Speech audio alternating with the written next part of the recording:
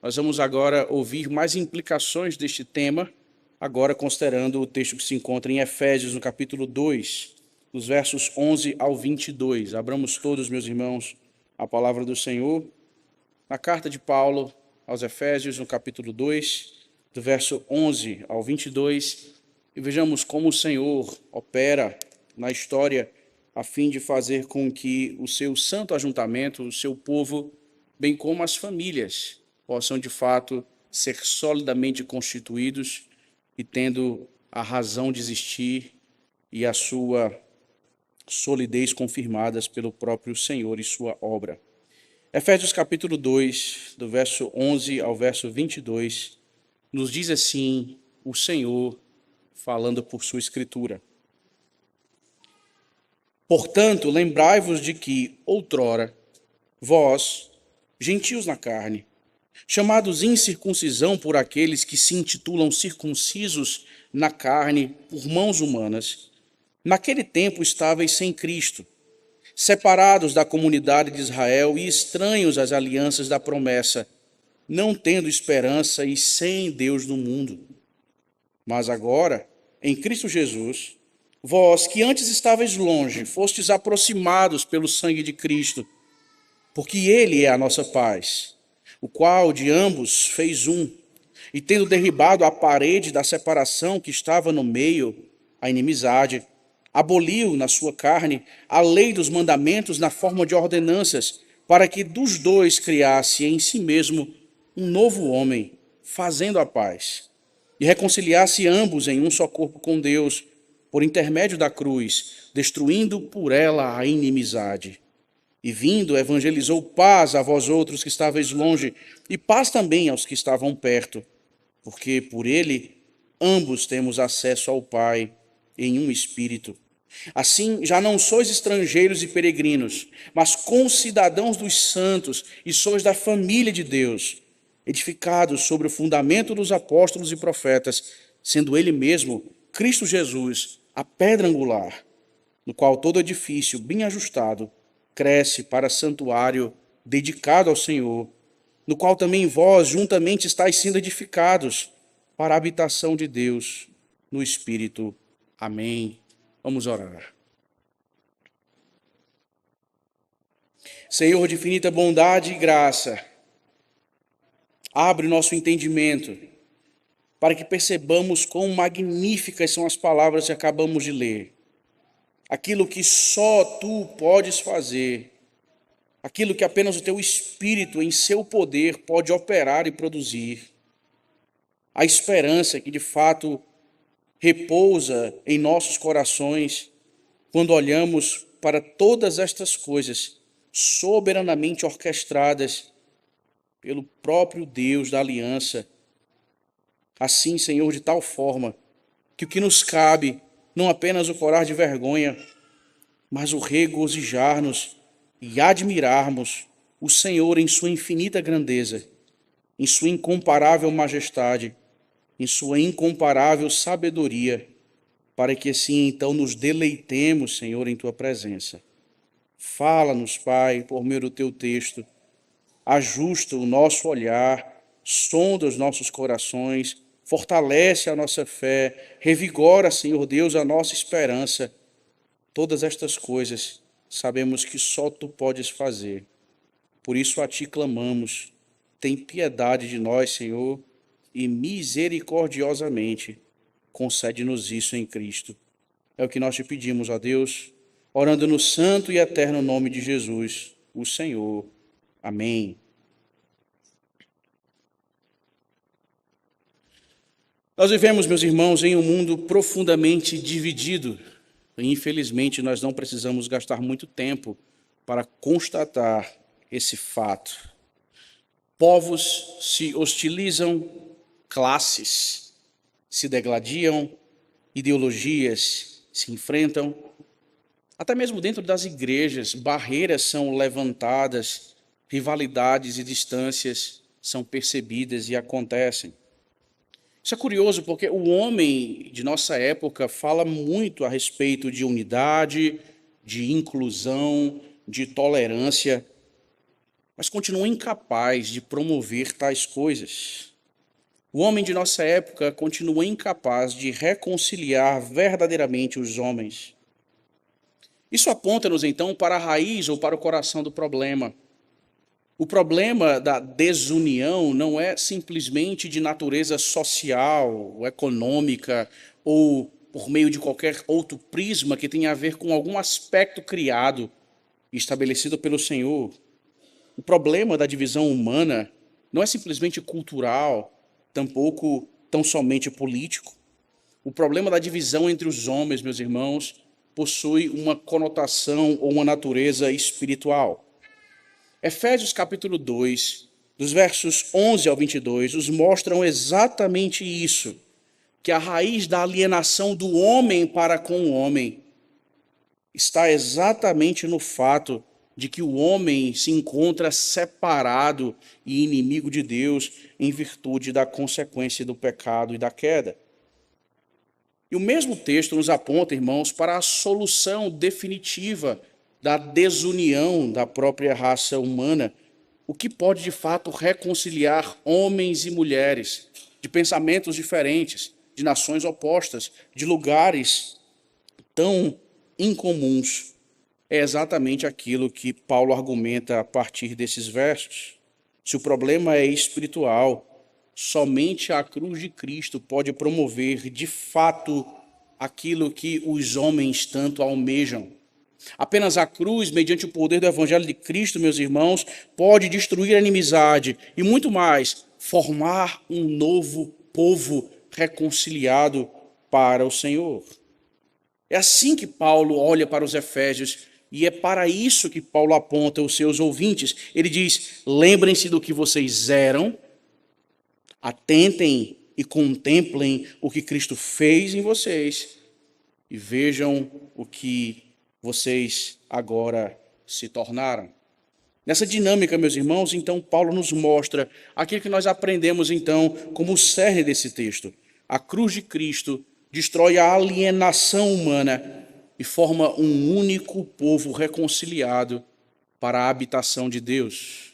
Nesses termos, Paulo nos ensina essa verdade, meus irmãos, a cruz de Cristo como aquilo que unicamente pode destruir a alienação humana, formando um único povo reconciliado para a habitação de Deus. É assim que Paulo instrui os nossos irmãos em Éfeso e também nos instrui nessa noite. Veja que Paulo nos mostra isso, meus irmãos, a partir do verso 11 e 12, apontando para nós a condição miserável dos que estão longe de Cristo. E isso não deve ser levado a pouco caso, pelo contrário, deve ser solenemente considerado. Veja que, num segundo momento, Paulo, dos versos 13 ao 18, nos mostra como a cruz de Cristo tem poder e somente ela pode destruir a alienação, ou seja, a separação dos homens entre os homens e, sobretudo, a separação do homem em relação ao seu Senhor. E por fim, do verso 19 ao verso 22, meus irmãos, nós vemos que o texto nos mostra como Cristo formou um povo para que seja ou para que fosse a habitação de Deus. Esse é o movimento ou fluxo pelo qual Paulo nos conduz aqui.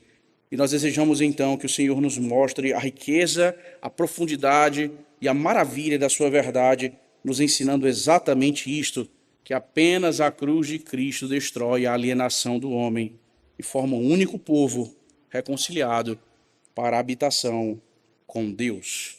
Mas qual é o ponto de partida de Paulo, meus irmãos? Na verdade, o que nós temos aqui é a continuação do seu argumento. Dos versos 11 e 12, o que nós temos é Paulo apontando a condição miserável e horrível daqueles que se acham ou que estão longe de Cristo. Veja que Paulo diz isso quando nos diz: portanto, lembrai-vos de que outrora vós, gentios na carne, chamados incircuncisão por aqueles que se intitulam circuncisos na carne, por mãos humanas, naquele tempo estáveis sem Cristo, separados da comunidade de Israel e estranhos às alianças da promessa, não tendo esperança e sem Deus no mundo. Veja que Paulo dá continuidade ao seu argumento iniciado lá no verso 1 do capítulo 2, estabelecendo uma ordem ou um imperativo. O que ele diz é: bom, já que as coisas são como elas são, ou já que as coisas são de conformidade com o que eu tenho afirmado, lembrem-se vocês. Há aqui, meus irmãos, um imperativo que comanda os nossos irmãos em Éfeso a uma postura diante de tudo aquilo que Paulo tem afirmado. Eles devem, então, lembrar. E lembrar do quê? Ora, lembrar da sua própria condição antiga. Em outras palavras, Paulo está ordenando aos nossos irmãos, aos irmãos em Éfeso, que eles jamais esquecessem a sua antiga condição. É exatamente a memória firme e vívida de quem eles eram, ou seja, da miséria passada que eles experimentavam, que produziria no coração deles humildade. Ou seja, esse seria o antídoto para destruir o orgulho e a autossuficiência, ao passo que seria a fórmula para que a graça e misericórdia de Deus fossem exaltadas entre os nossos irmãos em Éfeso. Lembrem-se de quem vocês eram. Paulo diz, vocês eram gentios na carne. Ou seja, Paulo fala aqui da situação pactual daquelas pessoas em sua condição natural. Paulo se refere a esses homens aqui como sendo aqueles que estavam fora da comunidade da aliança. Paulo aponta para aquilo que dava o sentido externo de pertencimento. Veja, gentios na carne, chamados incircuncisão por aqueles circuncisos na carne. Paulo faz referência, meus irmãos, ao sinal do pacto da antiga aliança, ou seja, a circuncisão. Portanto, estes ouvintes aqui não haviam sido circuncidados e, portanto, não haviam levado sobre si o sinal pactual de pertencimento à antiga aliança. Era a situação desse povo. Lembrem-se de quem vocês eram. Vocês estavam fora da comunidade do pacto e eram tratados e vistos com desprezo pelos judeus incrédulos. Por que judeus incrédulos? Veja, Paulo faz questão de dizer aqui que o que define a condição espiritual de fato de alguém não é ter a circuncisão na carne, mas sim a circuncisão do coração. Por isso Paulo diz, aqueles que se intitulam circuncisos na carne por mãos humanas.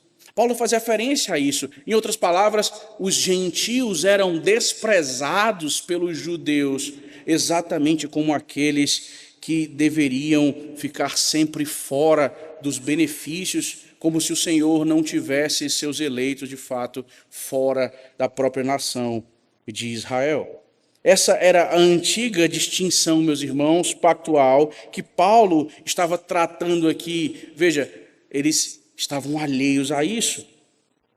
A grande questão é que os judeus transformaram um sinal pactual em orgulho nacional, entendendo que simplesmente pertencer etnicamente à nação de Israel e ter carregando no próprio corpo o sinal do pacto, ou seja, a circuncisão, isso os tornaria então necessariamente salvos.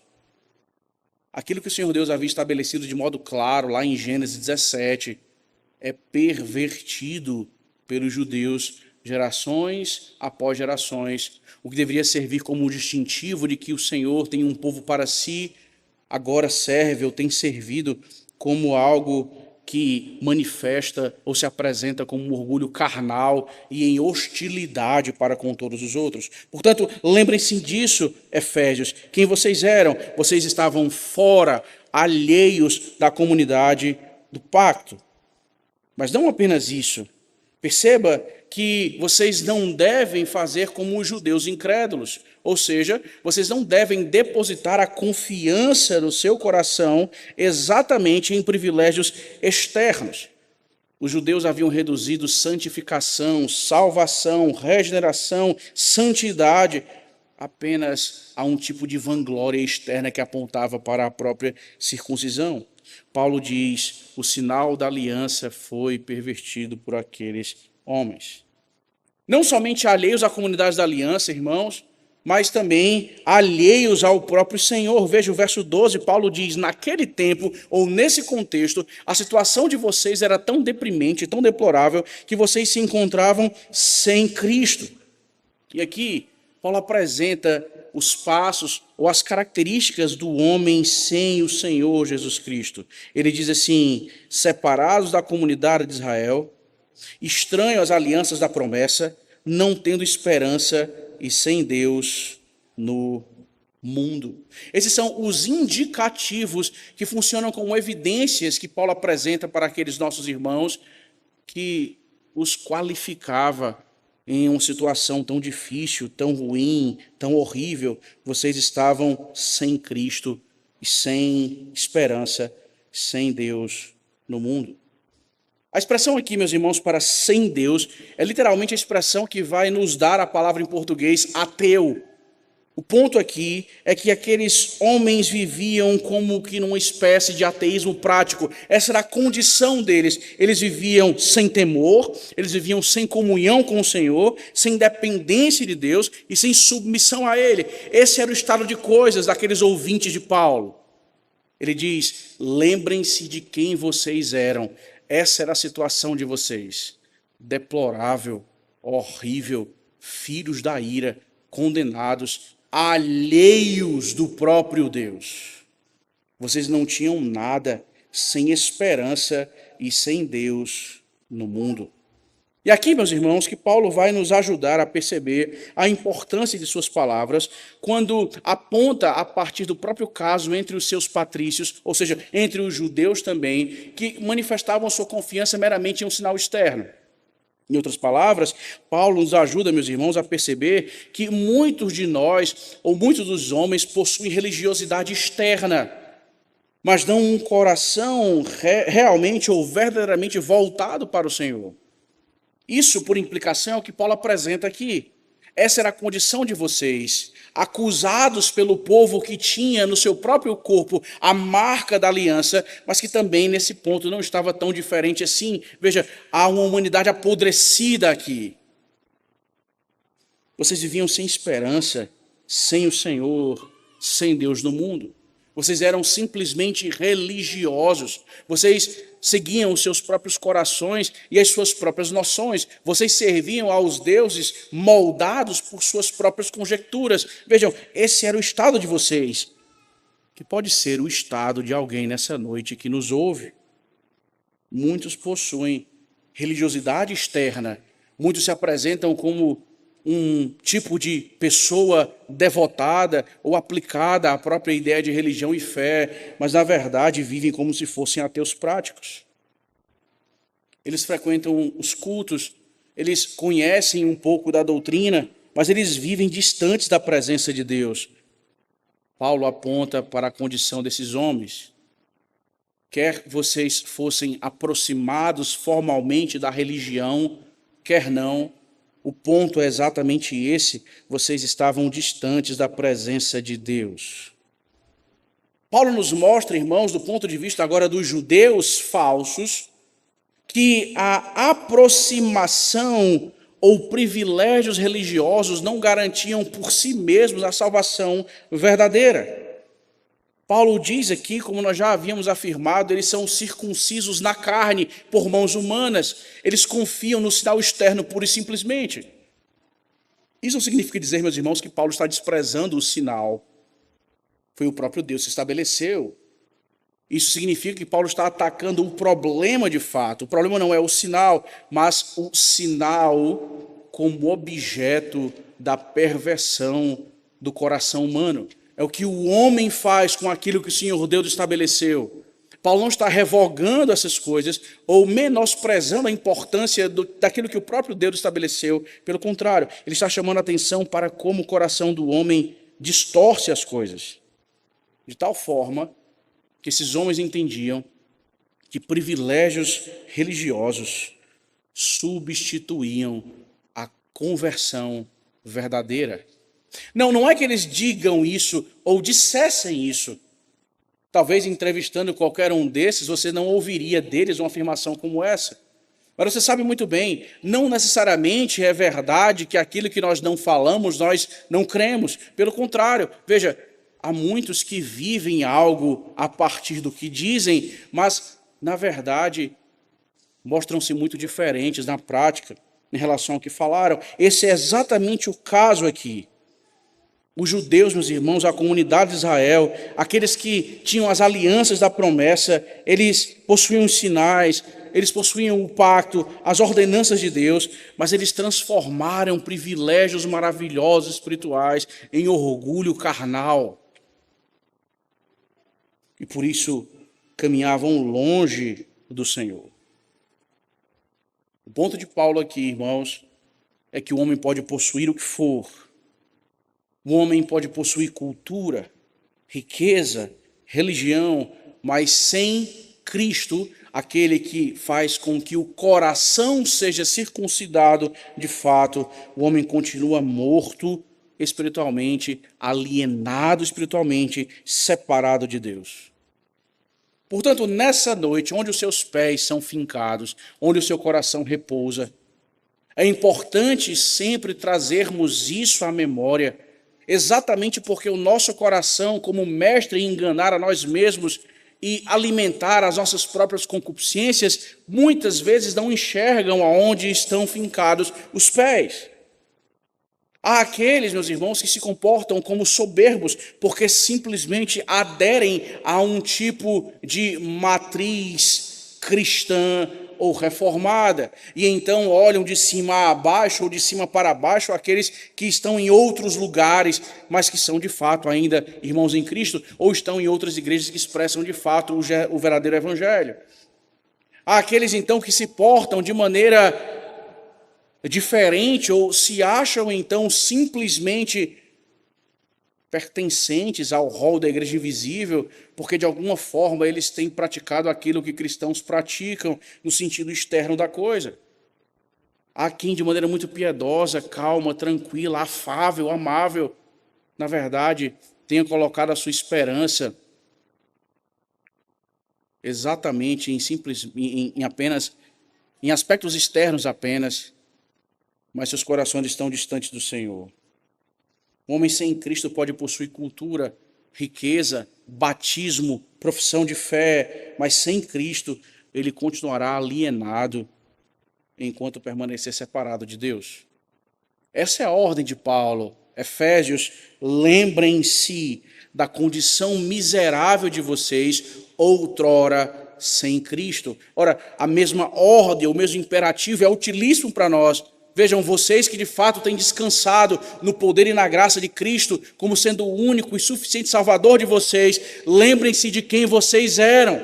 Lembrem-se da miséria e da desgraça que a vida de vocês então apontava e consistia quando estavam longe de Cristo. Embora tudo fizesse crer e parecer que as coisas estivessem normais e tranquilas. Quando na verdade não, pelo menos espiritualmente falando. Lembrar de quem nós éramos nos ajuda a entender exatamente a graça do Senhor, a sua bondade, a sua misericórdia, aplacando o nosso orgulho, mortificando a nossa soberba e exaltando a Cristo como este que realizou todas essas coisas em nós.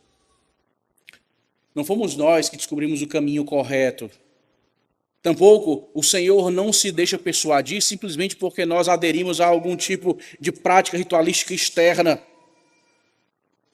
Foi o Senhor quem nos remiu, foi a sua graça que nos alcançou, e por isso então nós somos apontados exatamente para essa verdade.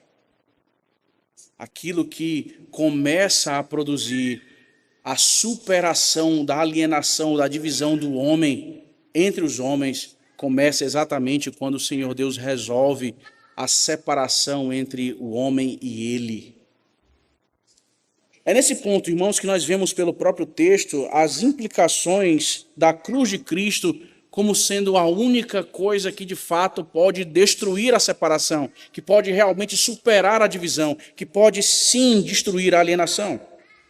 Veja, o que o verso 13 nos diz em diante: mas agora, em Cristo Jesus, vós que antes estáveis longe, fostes aproximados pelo sangue de Cristo, porque ele é a nossa paz, o qual de ambos fez um, e tendo derribado a parede da separação que estava no meio, a inimizade, aboliu na sua carne a lei dos mandamentos na forma de ordenanças, para que dos dois criasse em si mesmo um novo homem, fazendo a paz, e reconciliasse ambos em um só corpo com Deus, por intermédio da cruz, destruindo por ela a inimizade. Se Paulo diz, lembrem-se de quem vocês eram, destruídos, arrasados, com vidas horríveis, longe, distantes de Cristo. Agora então, a coisa muda totalmente de figura. Paulo introduz aqui a condição que faz com que boas novas ou a luz incida sobre o quadro. Paulo diz, mas agora em Cristo. Isso muda tudo. Afinal de contas, Paulo vai dizer que é exatamente Cristo quem promove a aproximação entre Deus e o homem. Veja, isso é muito claro. Em outras palavras, Paulo está afirmando aqui, meus irmãos, que o evangelho muda completamente a condição do pecador. Há então um contraste claro entre os versos 12 e 13. Eles marcam então a transição inequívoca a partir daquilo que Cristo realiza na vida do seu povo.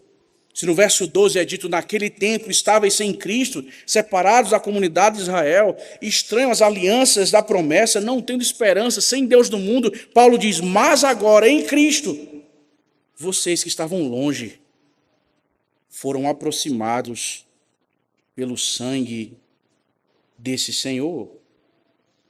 Note, irmãos, que Paulo nos mostra que a distância não era simplesmente geográfica. Paulo mostra, meus irmãos, que a distância, ela consiste ou consistia numa separação espiritual da presença pactual de Deus. Vocês que não tinham um relacionamento de fato com Ele, agora, por meio dele, podem ter, ou têm experimentado, ou têm tido. E qual foi o meio pelo qual a aproximação aconteceu? Qual foi o meio pelo qual homens naturalmente rebeldes e alheios às alianças agora são membros da família do próprio Senhor? Qual foi, meus irmãos, a cláusula? Qual foi o meio que proporcionou tudo isso? Paulo diz, em Cristo Jesus, vocês foram aproximados pelo sangue de Cristo. Essa foi a condição satisfeita. Esse foi o meio pelo qual pecadores rebeldes foram atraídos e agora passam a se relacionar com o próprio Senhor. Em outras palavras, não foi a cultura, não foi a política, não foi qualquer coisa construída pelo próprio homem que promoveu então a união entre Deus e o seu povo, mas exatamente sangue. Sangue reconciliou pecadores com Deus. O sangue expiatório de Cristo Jesus, derramado na cruz do Calvário, foi aquilo que satisfez a justiça e expiou os nossos pecados. Vocês foram aproximados pelo sangue de Cristo Jesus. Isso dá vazão ou ecoa todo o ensino da Escritura que desde as primeiras páginas aponta para o princípio. Sem derramamento de sangue não há remissão de pecados. Olhem, meus irmãos, a beleza da história da redenção. Olhem, meus irmãos, como o Senhor deu de modo sábio. Como cantamos, poder e sabedoria se deixa perceber ou se revela por meio do Evangelho. Perceba toda a estrutura da antiga aliança, pactualmente falando, no tocante a como os homens se aproximavam do Senhor. Sempre o elemento do sangue estabelecido por Cristo depois da queda, como um princípio que apontava exatamente para a necessidade de um substituto, para a necessidade de um mediador. Desde o Éden até o sistema sacrificial instaurado, estabelecido a partir de Levítico, de maneira formal, passando por toda a antiga aliança e seus profetas, culminando inclusive, meus irmãos, como nós vemos em partes do próprio Novo Testamento, até que Cristo morra e ressurja, consumando a sua obra. O que nós temos é o sangue que ecoava desde a antiga aliança, como aquilo que encontra o seu correspondente absoluto e perfeito neste sangue deste homem, ou deste Deus homem. O sacrifício e o sacerdote, ambos o próprio Filho de Deus, o Cordeiro de Deus, o mediador entre Deus e o seu povo. Toda essa glória, meus irmãos, e beleza são apontadas por Cristo, ou melhor, por Paulo aqui, olhando na perspectiva do próprio Cristo. Vocês foram aproximados nele. Veja como Paulo define então as coisas a partir dessa aproximação. Ele fala, porque ele, Cristo, é a nossa paz. E quão interessante é isso. Mais uma vez, meus irmãos, os homens em nossa época falam de paz, de aceitação, de tolerância, de inclusão, etc, etc, etc. Eles fazem seus tratados de paz, estabelecem seus armistícios para cessarem guerras. Mas o ponto é que eles falham miseravelmente porque dão de ombros ou recusam um conceito básico, mas ao mesmo tempo primordial. Paulo nos ajuda a perceber, meus irmãos, inspirado pelo Santo Espírito do Senhor, que a paz não é meramente um estado emocional. Tampouco a paz é simplesmente a cessação de circunstâncias difíceis ou adversas que militarmente ou não ensinem contra mim, contra a minha nação ou contra o que quer que seja. O que Paulo nos mostra, meus irmãos, de modo claro e glorioso é que a paz é uma pessoa. Ele é a nossa paz.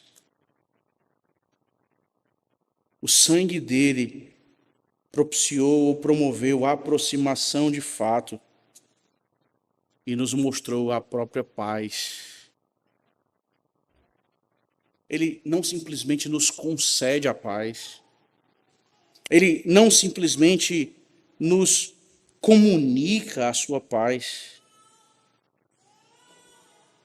Ele mesmo é a nossa paz. É para o que nós olhamos com os olhos da fé e concretamente então apreendemos, ele é a própria paz. A sua existência, o seu governo, a sua soberania, a sua pessoa, as suas obras, ele mesmo é a nossa própria paz. Ele não simplesmente nos concede ou nos traz, mas ele é. Ele é o próprio armistício. Ele é o próprio tratado, por assim dizer. É por isso que recusá-lo consiste no mais alto pecado, porque significa recusar a única maneira pelo qual o pecador pode ser salvo e pode ter comunhão com o Senhor. Note, irmãos, que Cristo, como sendo a própria paz, nos aponta para a realidade, então, da segregação ou da alienação do homem sendo agora resolvida, sendo de fato consumada a partir do que Cristo tem feito. Ele diz, de ambos fez um, e tendo derribado a parede da separação que estava no meio, a inimizade, aboliu na sua carne a lei dos mandamentos em forma de ordenança, para que dos dois criasse em si mesmo um novo homem, fazendo a paz. Ou seja, em Cristo a separação é desfeita. A cruz destrói a hostilidade produzida pelo pecado e seus efeitos. Apenas a cruz e o seu poder, apenas a verdade estabelecida por ela, pode então fazer com que corações pecaminosos e rebeldes sejam suplantados pela graça restauradora mediante o poder do Evangelho do Senhor. Como superar os nossos distanciamentos, meus irmãos? Como então vislumbrarmos dias mais próximos, não simplesmente no que diz respeito à nossa igreja, mas às nossas famílias firmadas sob o pacto da graça? Ora, é exatamente passando pelo caminho da cruz. O meio pelo qual o Senhor aniquilou a distância, a alienação, a própria divisão. Veja o que está acontecendo aqui. Ele tem desfeito a parede da separação, criando então em si mesmo, dos dois homens, uma nova humanidade. Quem são os dois homens aqui? Ora, judeus e gentios. O que Paulo está apontando, meus irmãos, é algo maravilhoso e esplêndido. O que ele está descrevendo aqui é exatamente Cristo, não simplesmente fazendo as pazes entre judeus e gentios, não simplesmente fazendo com que um abrace um ao outro, ou apertem as mãos e façam um acordo fajuto. Não, meus irmãos, o que Paulo está dizendo é que o Senhor criou uma nova humanidade, um novo povo, a continuidade da comunidade a partir de uma nova criação. Esse é o poder e a beleza que só podem ser operados por meio do Evangelho. Veja, há uma mudança aqui, há uma transformação aqui. Paulo já aponta essa transformação num nível particular ou individual no verso 10 do capítulo 2, porque somos feituras dele. Nós somos nova criação ou nova criatura. E é para essa realidade, então, que nós vemos aqui sendo aplicadas nesses versos 14 e 15. Um novo homem, ou uma nova humanidade, são criados pelo Senhor a partir do Evangelho e do seu poder. Note que o final disso tudo consiste em, como diz no verso 16, reconciliar-se ambos em um só corpo com Deus, por intermédio da cruz, destruindo por ela a inimizade. A reconciliação, meus irmãos, os dois níveis aqui, então, são apontadas por Paulo como sendo reflexo do majestoso e poderoso Evangelho do Senhor. Veja, há uma reconciliação aqui, irmãos, horizontal. Reconciliar-se ambos em um só corpo com Deus. Há uma reconciliação vertical. A alienação do homem para com o homem agora é mortificada, porque a alienação do homem para com o Senhor foi resolvida em Cristo. Nenhuma fórmula, nenhum programa social, nenhuma ideologia, nenhum aspecto cultural, nenhuma movimentação ou programa político podem fazer o que só o Senhor pode realizar por meio do Evangelho. Note como o oposto é fruto das conjecturas humanas. Tentando aproximar, o que nós temos são pensamentos, ideologias, políticas, filosofias que promovem mais segregação. Separa-se, separa-se, separa-se, a fim de que união seja promovida. Mas cada vez mais segregados entre nós, cada vez mais divididos em categorias, cada vez mais divididos em classes, cada vez mais divididos em contextos econômicos, cada vez mais divididos por uma série de coisas, todas essas coisas como sendo a aplicação clara dos indicativos e conjecturas humanas, para que a paz e a união, a irmandade entre os homens possa de fato surgir. Eu não sei você, mas eu acho difícil chamar o que nós temos dessas portas para fora de união entre os homens. Mas supostamente é nesse mundo ideal que nós vivemos e pisamos todos os dias. Homens unidos. A menos que nós esqueçamos então a condição social deles. A menos que nós esqueçamos a cor deles. A menos que nós relevemos o sexo deles, se são homens ou mulheres. A menos que nós desprezemos ou, de alguma forma, deixemos de lado qualquer outro fator que os identifique de modo individual. A vã tentativa humana de produzir ou tentar produzir aquilo que só o Senhor pode fazer. Paulo diz, a partir da cruz, a reconciliação do homem para com o homem, porque a reconciliação do homem para com o seu Senhor. Qual é, meus irmãos, o conteúdo da nossa retórica? O que nós, entre aspas, vendemos como solução para o problema da desunião entre os homens?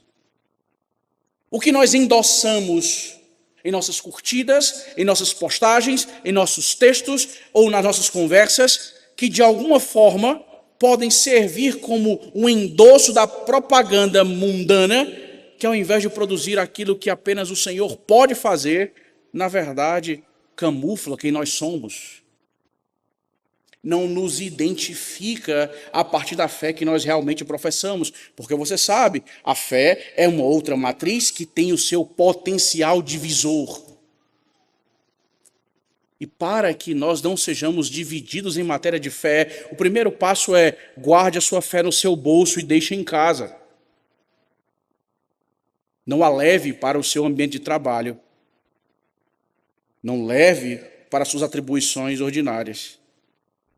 Entenda que isto é um assunto de foro íntimo e não lhe compete trazer aquilo que você acredita em matéria de fé para a praça ou ambiente público. Em segundo lugar, há uma fé pública a ser crida, há uma fé geral a ser confessada. É exatamente a fé que dilui os parâmetros e faz com que haja um tipo de inclusão não bíblica. E isso passa exatamente pela negação da exclusividade do Evangelho e da fé. Pela exclusividade de Cristo como Salvador, segundo se revela a partir de sua própria palavra. Pela exclusividade da verdade. Então, essa é a fé que você pode conversar. Esse é o sentido religioso que você pode manejar na praça, no colégio, na faculdade, no seu intervalo do almoço do trabalho. É a fé que é a fé pública, é a fé de todos, é a fé humana. Desfigura qualquer noção de um Deus absoluto, pessoal e soberano. O ponto é, nós temos pensado a partir da Escritura, conforme Paulo, inspirado pelo Santo Espírito do Senhor, assim nos aponta, ou nós temos tentado estabelecer concessões, como quem deseja criar uma espécie de melhor dos dois mundos. O texto, assim como a Escritura, bem como a história, nos adianta o ponto final. Desastre. O que acontecerá é que a fé bíblica será tão desfigurada, a tal ponto que ela deixará de ser o que foi designada para ser.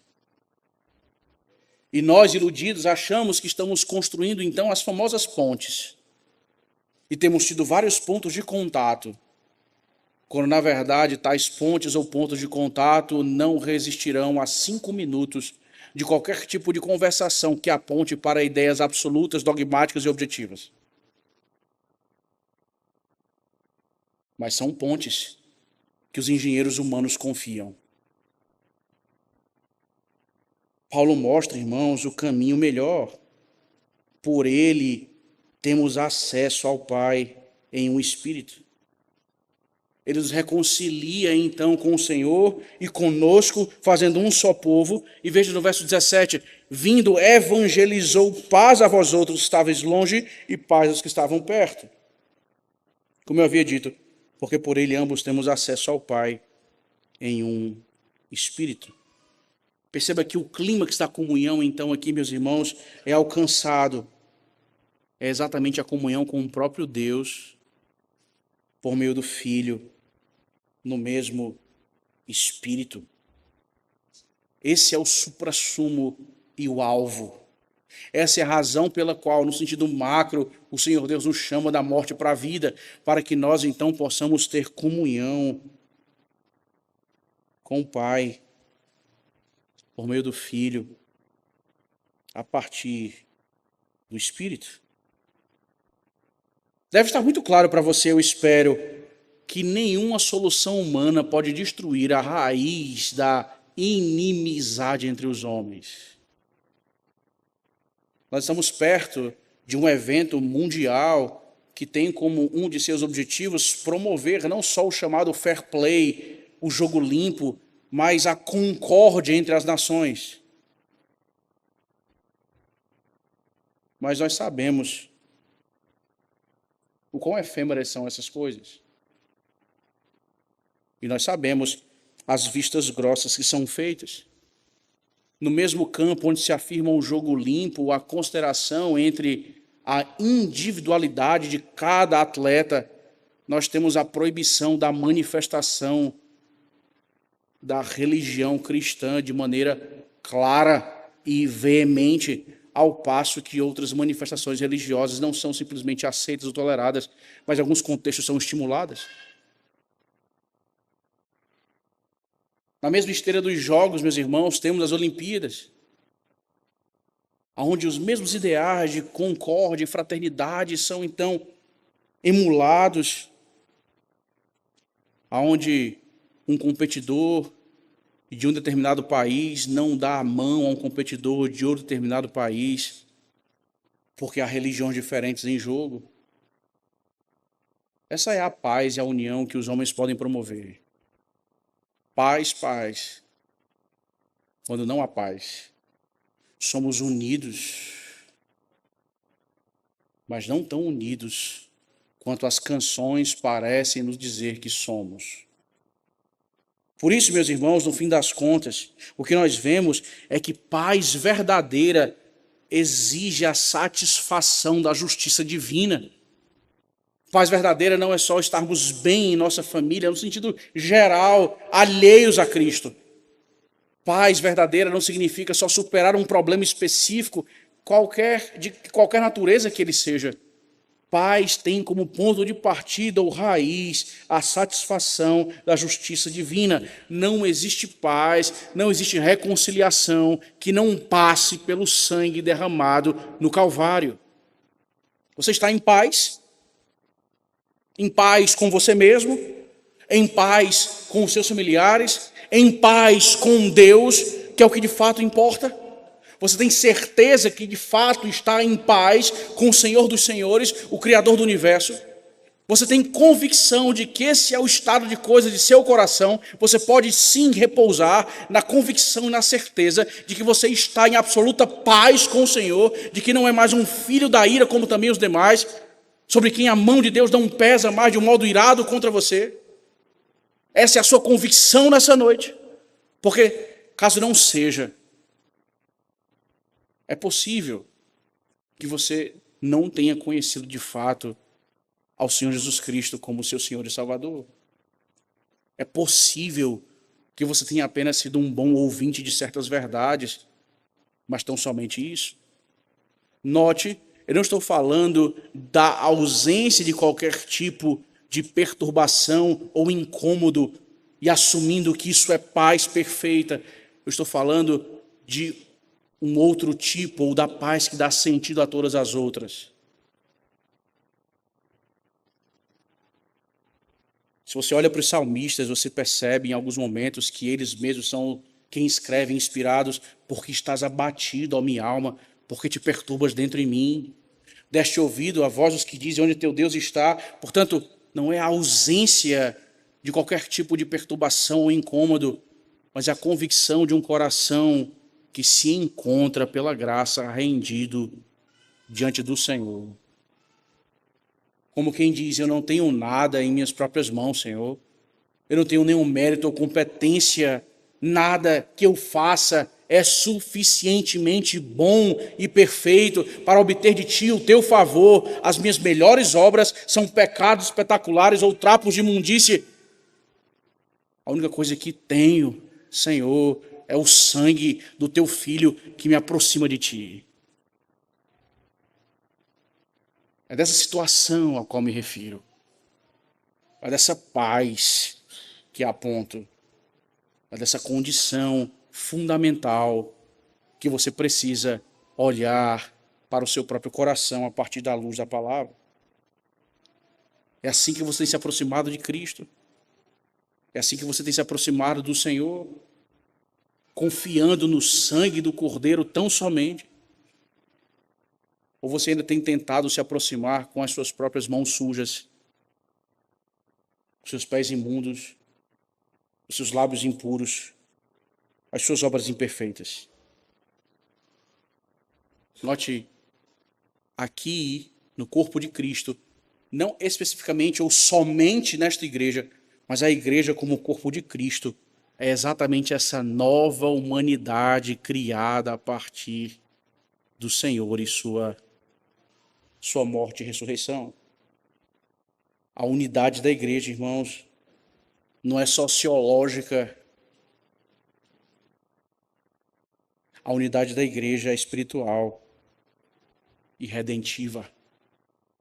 Por isso que os nossos gostos, preferências, naturalidade são superados por algo infinitamente maior. A graça redentora do Senhor que nos une ao cabeça, que é Cristo. Ora, como Paulo encerra, meus irmãos, aquilo que ele tem arrazoado até aqui? Veja, nos últimos versos, então, do verso 19 a 22, nós percebemos como Cristo formou um povo para que fosse a habitação de Deus. Assim já não sois estrangeiros e peregrinos, mas concidadãos dos santos e sois da família de Deus, edificados sobre o fundamento dos apóstolos e profetas, sendo ele mesmo Cristo Jesus a pedra angular, no qual todo edifício bem ajustado cresce para santuário dedicado ao Senhor, no qual também vós juntamente estáis sendo edificados para a habitação de Deus no Espírito. O grande brado, meus irmãos, dado aqui pelo apóstolo Paulo é: em Cristo a alienação finalmente terminou. Vocês não são mais estrangeiros, não são mais filhos da ira, vocês são concidadãos dos santos, vocês agora são família de Deus. A divisão, a separação foi colocada abaixo e reduzida ao pó. Essa é a grande nova que aponta a própria conclusão de Paulo, ou para onde a conclusão de Paulo nos aponta. A alienação terminou. Em Cristo, os crentes receberam cidadania, pertencimento, eles foram adotados na família de Deus. E isso, obviamente, muda tudo. A começar a nossa própria perspectiva sobre o que é a igreja. Muitos podem pensar ou praticar a igreja como sendo um simples ajuntamento religioso, um lugar onde pessoas religiosas de uma mesma fé ou matriz de fé se reúnem para fazer exercícios religiosos comuns. Não, irmãos, é mais do que isso. Igreja, à luz do que Paulo está dizendo, não é um simples ajuntamento religioso, mas é reino, é família, é povo santo do Senhor, são concidadãos do reino. Peregrinos, mirando a Jerusalém celestial, juntos desse lado da existência, sendo conduzidos pelo Deus da aliança, semana após semana, dia após dia, culminando em um dia como hoje, o santo dia do Senhor, em que Ele renova-nos de modo especial e solene.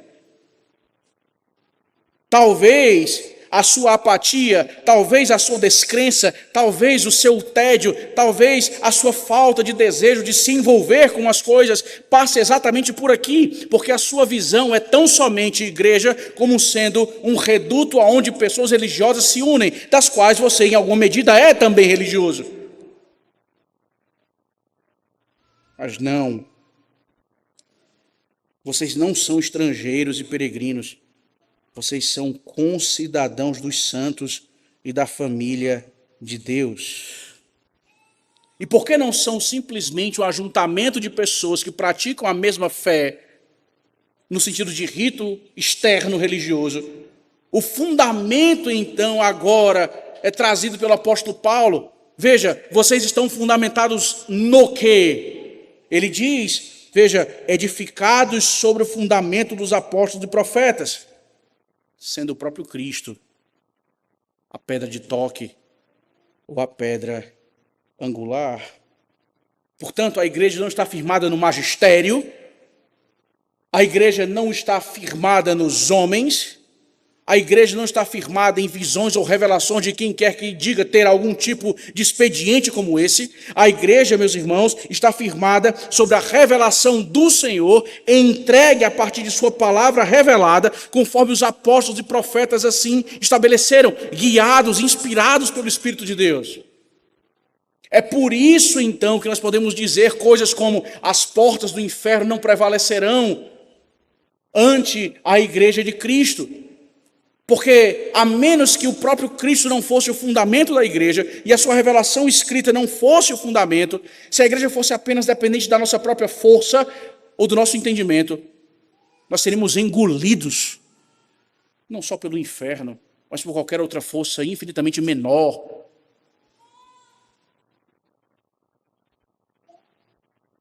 Edificados sobre a própria Escritura, fundamento dos apóstolos e profetas, sendo ele mesmo Cristo Jesus a pedra angular. Notem, irmãos, a linguagem da Escritura é completamente diferente da linguagem líquida de hoje. Os homens de nossa época, eles conseguem dizer coisas que são objetivas, descaracterizando a objetividade do que disseram e diluindo a verdade. Há muitos que dizem exatamente isso, ou pelo menos coisas assim. Veja, Cristo é a pedra angular, Cristo é a pedra de toque, eu o sigo, eu o ouço, eu me submeto a Ele. Mas veja, o texto nos fala que Cristo, a pedra angular, fala-nos e rege-nos por meio da sua própria constituição, ou seja, a Escritura, o fundamento dos apóstolos e profetas, o que Ele revelou na sua palavra. Portanto, é impossível, embora para o homem da nossa época seja muito possível, é impossível alguém dizer que, de fato, considera Cristo como sendo o fundamento, mas vive como se o fundamento não estabelecesse não só o fundamento em si, mas toda a estrutura do edifício.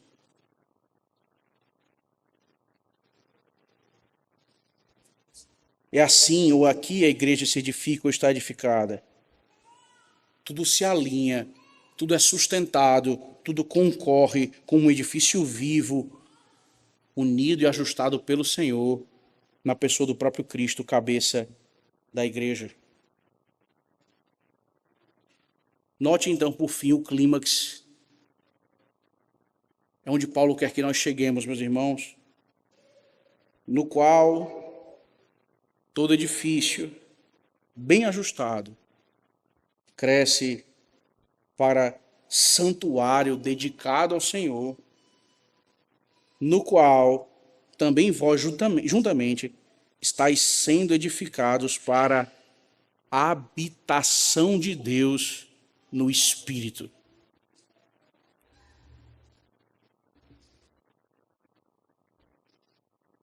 O que nós ouvimos aqui, meus irmãos, é a mais pura e densa glória. Paulo nos aponta para o aspecto climático de tudo isso. Qual? Lembre-se, aqueles que estavam sem Deus, aqueles que viviam sem esperança, longe, alienados do Senhor, agora se tornaram família de Deus e habitação do Espírito. Estais sendo edificados para a habitação de Deus no Espírito. Por que isso se reveste de glória para nós, irmãos? Na antiga aliança, a habitação do Senhor, a sua presença divina, estava associada ao tabernáculo e posteriormente ao templo, irmãos. Agora, a presença do Senhor no meio do seu povo é associada, então, ao próprio povo redimido, como sendo a morada do Espírito vivo do Senhor.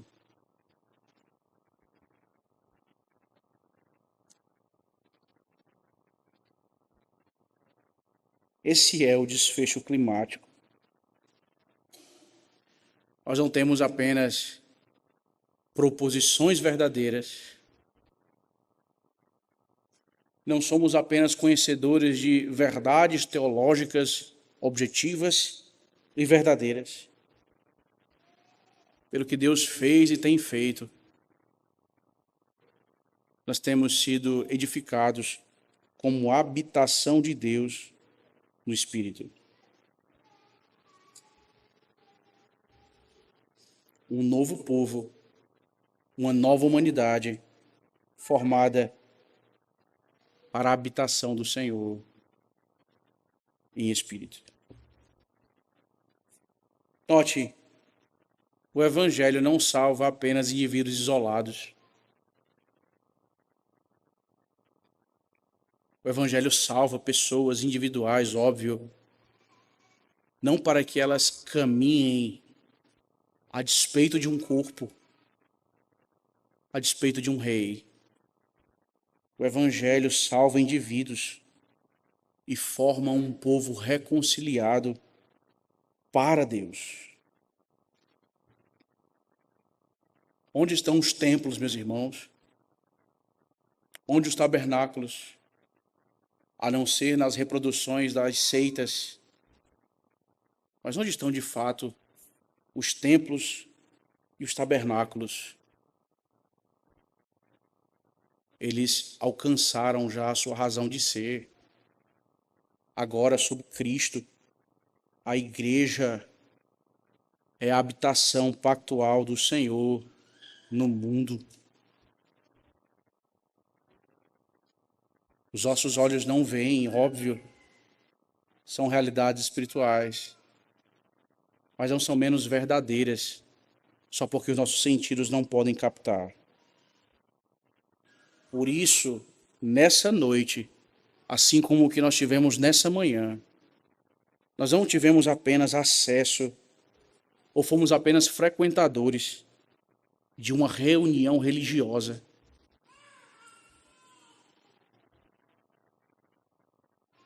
Nós fomos morada do Espírito enquanto igreja reunida.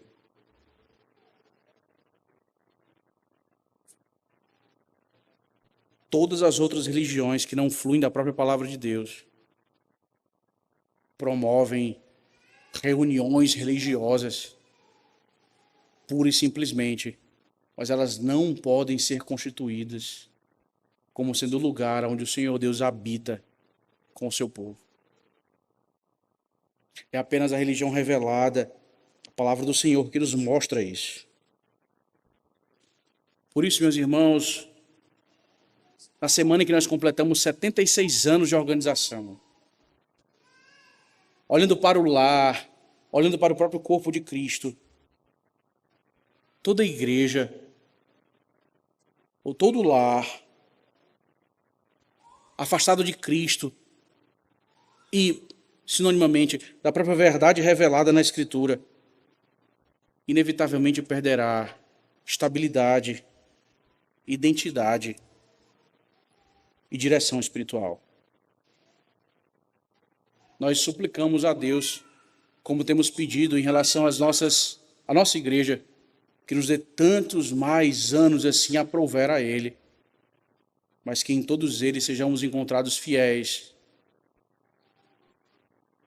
O mesmo pensamos então sobre os nossos lares, porque nós não queremos ser homens e mulheres que meramente aderem de modo externo a alguma coisa que remeta à religião.